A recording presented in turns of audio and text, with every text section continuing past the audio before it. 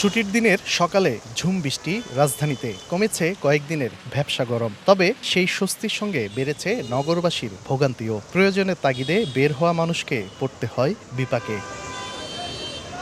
রাজধানীর বিভিন্ন এলাকায় বৃষ্টির পানি জমলেও সবচেয়ে বেশি ভোগান্তির চিত্র দেখা গেছে মিরপুরে। কাজীপাড়া প্রধান সড়ক জলাবদ্ধতায় ব্যাহত হয় যান চলাচল, বিকল হয়ে পড়ে যানবাহনও। পানির সমস্যা, পানি যায় না, প্রায় 5 ঘন্টা ধরে বসা। খুব পেরেশানি। কাজীপাড়া এমনিতে পানির সমস্যা, বৃষ্টিতে পানি জমে, রাস্তাঘাট পানি ভরে গেছে, তো এই কারণে অনেক সমস্যা হচ্ছে বৃষ্টিতে।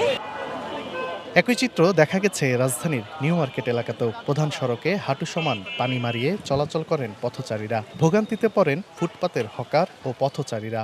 মার্কেট করতে আসছি, পুরোটা ভরা, কিভাবে চলাফেরা করতে সবার কষ্ট হচ্ছে।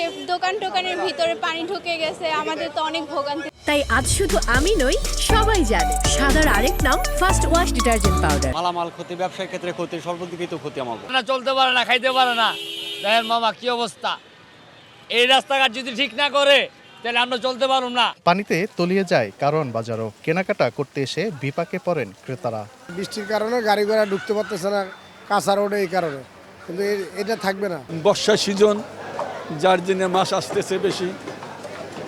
আগে তো ইলিশ মাছ ছিল না, এখন থেকে মানে একটু পাওয়া যায় ইলিশ মাছ। 12 জুলাই পর্যন্ত ভারী থেকে অতি ভারী বৃষ্টি অব্যাহত থাকবে বলে পূর্বাভাস আবহাওয়া অফিসের। সারা দেশেই কিন্তু সেই ভারী থেকে অতি ভারী বর্ষণটা চলছে। এটা আরও 12 তারিখ পর্যন্ত অব্যাহত থাকতে পারে এবং 13 তারিখ থেকে দেশের উত্তর এবং পূর্ব অংশ থেকে বৃষ্টিপাত কিছুটা কমে যেতে পারে। গত 24 ঘন্টায় সর্বোচ্চ 211 মিলিমিটার বৃষ্টিপাত রেকর্ড করা হয় চট্টগ্রামে। একই সময়ে ঢাকায় রেকর্ড করা হয়েছে 28 মিলিমিটার বৃষ্টিপাত।